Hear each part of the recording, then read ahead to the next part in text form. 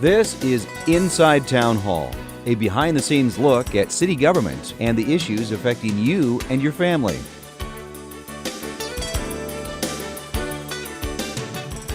Thank you for joining us for this episode of Inside Town Hall. I'm your host, Madeline Shields. Coming up in the program, we learn about the South Dakota Veterans Council, and we hear all about the upcoming new Veterans Cemetery. We'll be back in just a moment.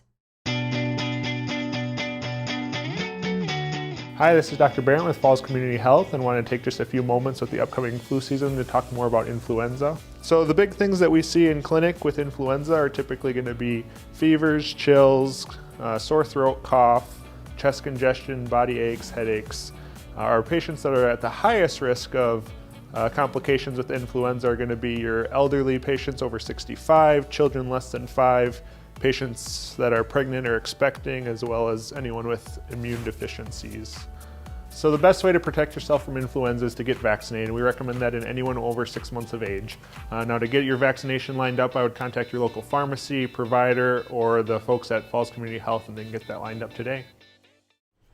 Well, there are more than 75,000 veterans living in South Dakota, and 50,000 of them live on the eastern side of South Dakota.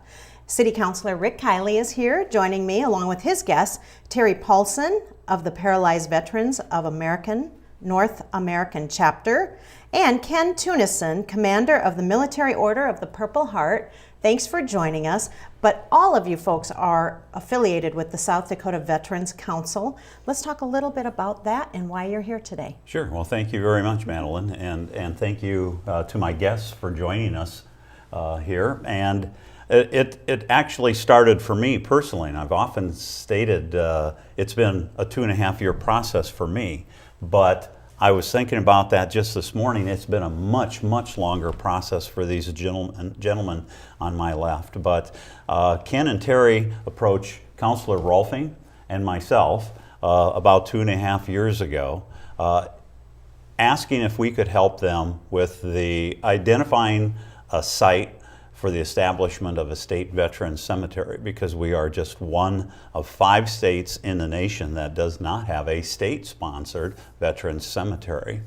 So Councilor Rolfing and I, we met with various people and developers across the city to see if we could identify private property that would be suitable, and we also looked within the city of Sioux Falls too, property that we own, and we eventually identified through the help of Public Works and our operations manager, Jim David, played a significant role in all of this as well. But we identified property just north of town, that had originally been purchased to develop a reservoir.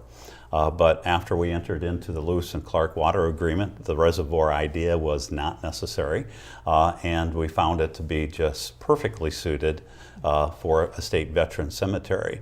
And it went from there, but these guys could give you much more information on what took place even before that as well. Well, just to bring you up to speed on that, and first off, Rick, thanks for inviting us to your forum here today. As president of the South Dakota Veterans Council, we took this project on probably about 3 years ago. We were part of a task force assigned by the governor's administration along with the Department of Veterans Affairs, and just looking at what it was going to take to get a state veteran cemetery brought to the eastern side of South Dakota. This has been a process of over 20 years that the South Dakota Veterans Council has pursued. It always never quite gained the traction that it really needed, and when we took this on 3 years ago, we made it a priority to make sure that we tried whatever it took to get it done. And through the cooperation of the city councilors and the city of Sioux Falls and many other people, especially the legislators, we passed it unanimously, Senate Bill 91, which authorized the design and construction of a state veteran cemetery this last session. So that was probably our biggest hurdle. We didn't know if we could get that done. The other hurdle was to acquire the land, which the city so graciously gifted to the state, and now we're just in the process through the Department of Veterans Affairs, working with the National Cemetery Administration to get the grant to build it. Okay. Explain to us how this makes you feel that this is in the works after all of these years. I think it's awesome. It's a reward for the veterans that have served the country and the state during their lifetime, and they're going to be laid to rest close to their family. Talk a little bit about the hardships that these families have when the closest cemetery there is either the Black Hills National Cemetery, I believe, and is that in just outside Sturgis? Outside Sturgis, or up in the Twin Cities at Fort Snelling. Correct. What have you heard over the years from families that whether they choose to bury their loved one there or they choose not to? Is it a gut-wrenching decision because it's so far away? Well, from the families and veterans that I've spoken with, that was always the key question. Is even though they're eligible to be buried in those locations, was the family willing to take their loved one and be buried that far away from where they could go and visit on a regular basis? And that was probably the gut-wrenching, like you had mentioned, decision that they had to make, and many would not do it just for that reason, that to visit their gravesite or whatever on a special occasion or any time. You know, that's just a long ways to travel to do that, and that's what really made this a priority for the South Dakota Veterans Council, is to make it closer to home and give people an option. Yeah, I think it's awesome. I mean, we've been asked about disinterring in Sturgis and relocating back to this cemetery when it gets completed. So yes, there's definitely the travel and the amount of time to travel, and families have asked several times, numerous times, about disinterring and relocating and the relocation of their loved ones. This is a city and a state collaboration. Can you talk a little bit about what the process was to get everybody to the table to agree on this, and how it was such a long time coming to this? That's a great question, and it was a long time coming. Now, when you look back at it, it actually, in terms of city government and state government, it moved along very quickly, because governmental entities don't always work the fastest and work in cooperation, but we certainly have here in this particular case. So once we determined the site north of the city, we then talked further with Public Works Director Mark Cotter and his staff, and then Councilor Rolfing had a discussion with then our mayor at that particular point in time, Mike Huther, and Mayor Huther was on board, and so then it really started to move more quickly, and we actually did a resolution prior to the last South Dakota legislative session, so that we could indicate to the legislators that we were committed in doing this. And as you know, a resolution actually is not binding, but it certainly indicates what our intent is. And so then Senate Bill 91 was introduced on the Senate and on the House side, and passed unanimously on both sides, and the governor then signed the bill in late spring, early summer, and then we actually, the City Council, just this past fall, did our first reading and second reading and passed it in ordinance, our commitment to gift the land to the state of South Dakota. And the gifting agreement was signed by the governor actually probably a few months ago already. Let's talk a little bit about your titles. I kind of stumbled through them at the beginning. You represent the South Dakota Veterans Council. Let's start off, what is that? A great question. The South Dakota Veterans Council consists of 6 veteran service organizations that make up the council. We have the Military Order of the Purple Heart, we have the Vietnam Veterans of America, we have the Disabled American Veterans, the Paralyzed Veterans of America, the Veterans of Foreign Wars, and the American Legion. And of that, 3 representatives come to the table sit on the council, and then we decide as a body what priorities and what issues we need to work for the families and veterans of South Dakota, along with the cooperation with the Department of Veterans Affairs through the governor's administration. So. And your title is Commander of the Military Order of the Purple Heart. Explain how these different branches and how you represent the people who are in those different branches. Well, I'm a member of all but the Paralyzed Veterans of America, the North Central Chapter.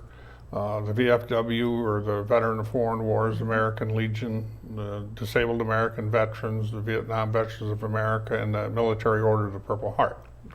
I'm in the Military Order of the Purple Heart because I was wounded when I was in Vietnam, and I'm the chapter commander here for the 53-55 chapter in South Dakota, eastern South Dakota, and then the commander of North Dakota and South Dakota as a department. Our mission there is to look after the veterans that have been wounded, their families, and their children, to make sure that every opportunity is made available for them to get the benefits that they're entitled to.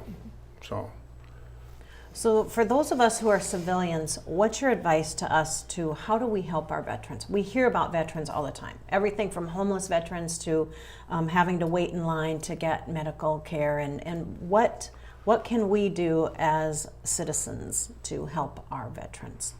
You know, that's a great question. You know, veterans are a very proud person, and a lot of times they don't ask for anything, they don't highlight anything, they just go about their business, and that's what the South Dakota Veterans Council is designed to do, is to address the issues and concerns that are affecting families and their veterans across the state. As far as the citizens, you know, we've had such great working relationships. You know, when we approached the city council and we asked for the land and not knowing if that was even feasible or not, Rick and Rex and all the rest of the council members stood up, and so the citizens are already doing it, and we just ask for their continued support as we move forward with this monumental legislation that was passed, and you know, we just ask for your support and know that whatever we're trying to do is for the betterment for the veterans and their families. My goal is really to firmly establish the city of Sioux Falls as a city that welcomes and appreciates our veterans. Not only our veterans, obviously our active service members that are serving us today, and their families who undergo a lot of sacrifices themselves too, because their loved one is away and now they're doing everything on their own, working, raising children. So that's another aspect that I think is sometimes overlooked by us. And I've been to some of the deployment ceremonies, and boy, that is really driven home. What do you foresee this cemetery looking like? Is it similar to every other one, or can you add things exclusively that will say, yes, this is South Dakota, this is Sioux Falls, this is eastern South Dakota? Well, right now, the plans lie within the Department of Veterans Affairs. They're the lead agent on this at this point, working with the engineer that they've selected to design and construct. So they're going through that process right now of what's it going to look like. It will be beautiful. It will have a very distinct look to it, much like National or the Arlington National or something similar to that. And yes, to my viewpoint, I'm quite certain that they will put their own distinct South Dakota touch on it, and it will be a very solemn and honorable place when it's done. Okay.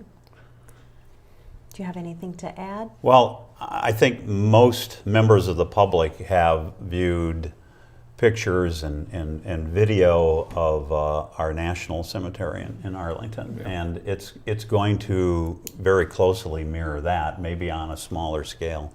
But it is going to be something that the city of Sioux Falls and all of its citizens can be very proud of. And the location just north of town, when you're up on the rolling hills, it actually overlooks the city. It's just a spectacular view. Okay, well, great. Well, thank you for your service and thank you for your hard work to get all of this off and running. When we come back, we're going to be talking more about the Veterans Administration. We'll be back in just a moment. Cleaning sidewalks after a snowstorm helps ensure the safety and mobility of our entire community. This is important especially for senior citizens and people with disabilities. What's inconvenient to you might be dangerous or even life-threatening to them. Be sure to shovel your sidewalk edge to edge, and if your property has a curb ramp, be sure to clear that entirely as well. Residents and businesses alike must clear their sidewalks within 48 hours after the end of a snowfall or face possible citations. Do your part to keep Sioux Falls safe. Welcome back to Inside Town Hall, where we are continuing our discussion about the Veterans Administration. And joining me is City Councilor Rick Kiley, and his next guest is Larry Zimmerman, the Secretary of the Veterans Administration. Thanks for joining us. Let's continue to talk a little bit about what the new cemetery will mean to veterans that you and the VA. Well, and I think we've touched on it, you know, as the South Dakota Veterans Cemetery, located in the city of Sioux Falls or very near it, it touches 42 to 50,000 plus veterans. But I think a thing to remember too is there's 276,000 constituents in this state that are military or veterans or family members. So anyone within the state can have that great uncle, that grandpa, that dad, that somebody that they know that they might want to be here in this great place. So we always want to remember that it's a bigger number than the statistics or demographics say. Well, and don't you think, you know, if you go out to a cemetery that is a veteran cemetery, there is just something that really makes you think about the sacrifice that people made.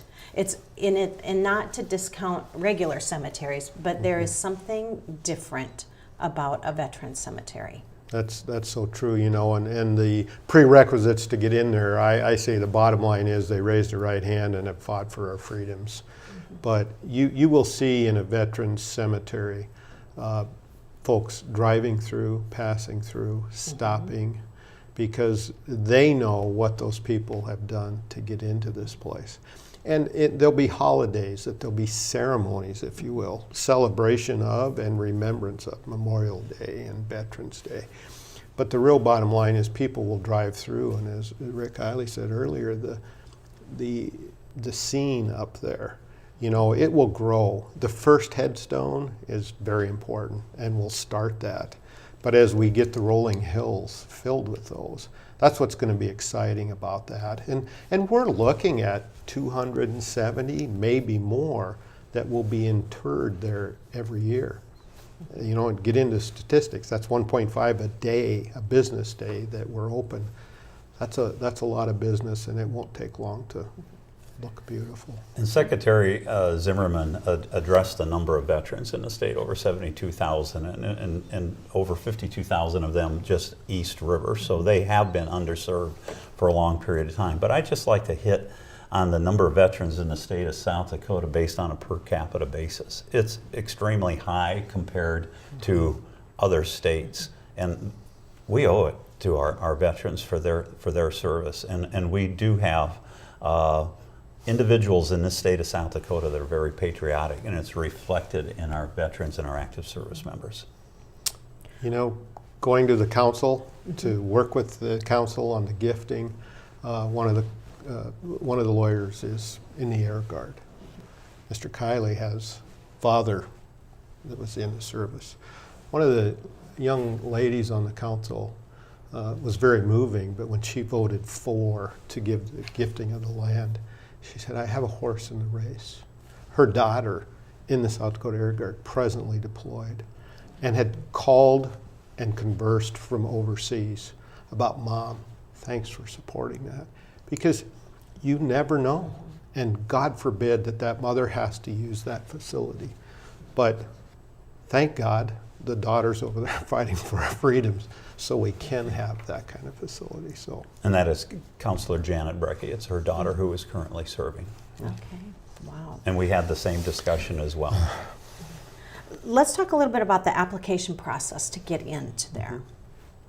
So this process is as complicated as any, and we mentioned we have city and county and state that are working this, but now we've got to throw in the NCA, the National Cemetery Administration. I'm again thankful one of my counterparts from Mississippi, Secretary of Veterans Affairs, is now Undersecretary of Memorials, so he is the bottom line for saying yes to South Dakota, and they did that. So the National Cemetery Administration is a division of the VA. We had to do a pre-application prior to last July 1st. That was done. They've accepted that. Now they brought a list out. South Dakota is number 1 on that long list. So we're pretty much assured of getting the funds.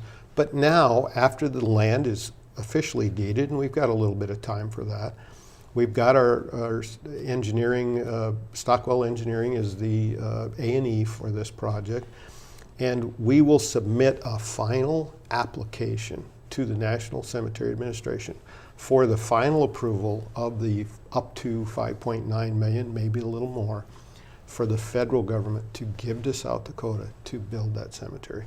I dare say by late spring, that final application will be sent in, and then the money's generated and granted to the state to start the construction of the project. When do you hope to start the construction? Well, we're hopeful that we can start actually next summer. And if not in the summer, we're hoping we could still get a start on it this coming fall. Actually, the sooner the better. I asked the gentleman before, what they thought it might look like, if there will be a flavor of South Dakota in there. And do you have any kind of description of what the cemetery may look like? I do a little bit in that, it's a 60-acre grant or gift we're getting from Sioux Falls. 12 to 15 of that acres will be finished, if you will. So there'll be, let's say, a wrought iron fence surrounding the front, a gate that it goes through. We've looked at some stone, as our architect and engineer company has, from Hot Springs, just a little bit of that stone that comes from the original state veterans home from 1889, when it was just, if we can get a piece of that, whether it's 6 by 6 or a small wall, so that'll be brought in. There'll be a maintenance building, an administrative building. There'll be a covered shelter for the internments. And I think one of the most pristine things out there will be a large, tall flagpole with a large U.S. flag that, again, we will be able to see from miles around. So, and it's rolling hills, and so your headstones will be on that rolling hill, picturesque place. And I don't know how else to describe it than other national cemeteries. It will be a picture of those. The only thing I could really add to that is I guess I would picture potentially an avenue of flags as you enter the cemetery as well, too. That Very is solemn. And it is a given at any cemetery. So yes, the avenue of flags is designed for the entry road, if you will. That can be up to 50 U.S. flags. And as on the National Cemetery, that'll be a great drive-through as families and/or these ceremonies are beginning to start.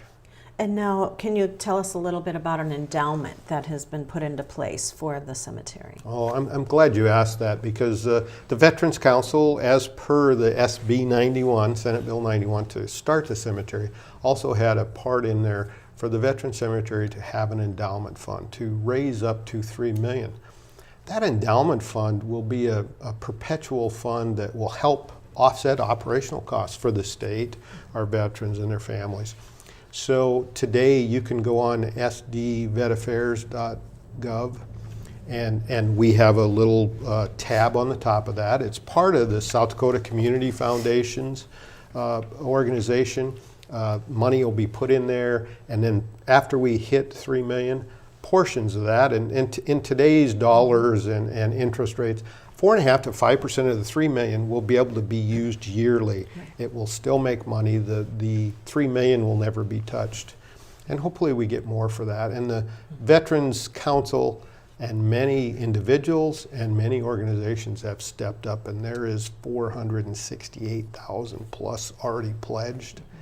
And that'll be a great help and perpetual monies given to the operational costs of that facility. And in addition, well, first of all, I'll say absolutely anyone can contribute to the endowment fund, and I would encourage that the information is available on the screen, and that they jot that down and they consider making a contribution. We have had a number of businesses in the state already do that, so we're off to a good start. But in addition to that, too, to help offset operations costs, every time a service member is interred, the federal government, and Secretary Zimmerman can address this in greater detail, will actually pay a fee back to the state in excess of, I believe it's $760 now, so with each interment of the military members. And if you can address that any further. That's an important part of the state veteran cemetery because we're federally funded. We get a stipend, $762 and some odd change today, and that increases over the years. So each burial for a veteran, we get that. That would also be a charge for the family members of the veteran. You can have, there'll be up to 3 positions in each burial site. Excuse me. They can have dependent children that are having to be cared for by the mother and father, and then the spouse, and then the veteran. So $762 per veteran will be paid federally. The headstone itself comes as part of the burial. So our veterans in the state, to go in that South Dakota Veteran Cemetery, will not have a cost to them to be in there. Okay. There's not a plot. Can anyone be interred there who has served in the military, who's from South Dakota? You know, that's an interesting question and a good question. And as I would say to any veteran, for any health, compensation, or educational need, or in this matter, burial need, there are prerequisites. Mm-hmm. And today, the prerequisite is a federally recognized veteran. Now, you've got to go into each individual case to see if that. So, not every one, but most all veterans that have served in active duty. But if a family has a question, please call any county or tribal service officer or our department. And I believe that's any veteran, regardless of where they live. Right. So it could be, in our case, it'll very much be a regional cemetery because we're of our close proximity to Iowa and Minnesota. So if they have family southwest Minnesota, northwest Iowa, and northeast Nebraska, who's close? Yes, and it can be anywhere in the nation. Okay. We inter veterans that are federally recognized. You know, the National Cemetery out in Sturgis is a good example. They get in interments and cremations weekly, daily, and then monthly have services for those folks that might be from out of state or homeless or whatever. And sure. Our cemetery, South Dakota State Veteran Cemetery, will inter anyone that comes in. And in the case of my family, my oldest sister passed away before my parents did. Even though she was 18 years old, she was still dependent, considered to be a dependent. She could have been interred in this cemetery if we had had it at that time. And then my father, when he passed away, obviously would have been buried in the cemetery. And then my mother, who passed away after my father, at the same location. But obviously that wasn't an option for my parents at that time. And it's interesting, the federal standards will be held out at the state veteran cemetery, but if a wife passes or the dependent child, that name and dates and information goes on the back of the headstone.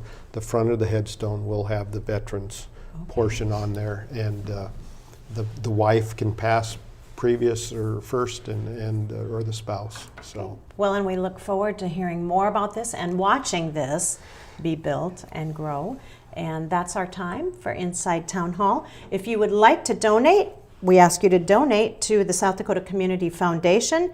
It's sdcommunityfoundation.org. Thanks for watching.